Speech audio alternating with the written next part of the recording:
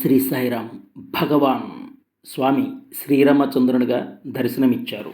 Article 1972 మే నెలలో Whitefield బృందావనంలో వేసవి తరగతులు ప్రారంభించబడిన సమయంలో మాతృమూర్తి శ్రీమతి ఈశ్వరమ్మ బృందావనంలో ఉన్నారు. స్వామి ఆమె దగ్గరకు వచ్చి, గృహం అమ్మాయి ఎలా ఉన్నావు అని కుశల ప్రశ్నలు వేశారు. ఒళ్ళంతా నొప్పులుగా ఉంది స్వామి అంటూ తల ఎత్తి చూసేసరికి ఆవిడకు శ్రీరామచంద్రుడు కనిపించాడు.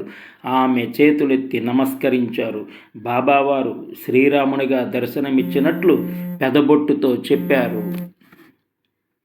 1972 మే నెల 6వ తేదీన మాతృశ్రీ ఈశ్వరమ్మ స్వామి స్వామి స్వామి అంటూ సునాయాసంగా దేహ పరిత్యాగం చేశారు. శ్రీమతి ఈశ్వరమ్మ సంస్మరణార్థం ప్రతి సంవత్సరం మే నెల 6వ తేదీన ప్రపంచవ్యాప్తంగా బాల వికాస్ దినోత్సవం జరుపుకుంటున్నారు.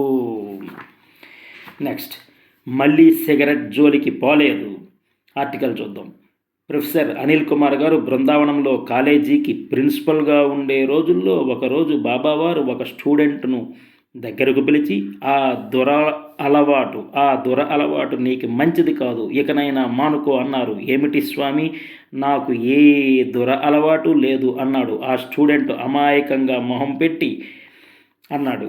వెంటనే స్వామి ఒక ఫోటోను సృష్టించి అతనికి చూపారు. అందులో ఆ కుర్రవాడు కాలేజీ కాంపౌండ్ గోడ వెనుక చెట్టు క్రింద నిలబడి సిగరెట్టు కాలుస్తున్న దృశ్యం అది. ఆ ఫోటో చూసి ఆ పిల్లవాని కళ్ళు తిరిగాయి, కాళ్ళు వణికాయి. స్వామి పాదాలపై పడి క్షమించమని ప్రార్థించాడు. ఆ క్షణం నుంచి అతను మళ్ళీ సిగరెట్ జోలికి పోలేదు. మానవాకారం ధరించిన భగవంతుడు ప్రాణభిక్ష ఏ విధంగా పెట్టారో ఆర్టికల్. స్వామివారితో కలిసి చిన్ననాట చదువుకున్న శ్రీ జీవి సత్యనారాయణ ఇలా వ్రాసుకున్నారు. స్వామివారు మనకు అనేక దివ్యానుభూతులను ప్రసాదించారు. ఇది నిజంగా మన పూర్వజన్మ సుకృతం. కొద్ది కాలం క్రితం నా భార్యకు అతి ప్రమాదకరమైన జబ్బు చేసి మరణావస్థలో కొట్టుమిట్టాడుచుండగా పుటపర్తిలోని సూపర్ స్పెషాలిటీ హాస్పిటల్లో చూపించగా అక్కడి డాక్టర్లు నా భార్యను పరీక్ష చేసి పరిస్థితి చేయి జారిపోయింది, ఆపరేషన్ చేయడానికి ధైర్యం చాలటం లేదని అన్నారు.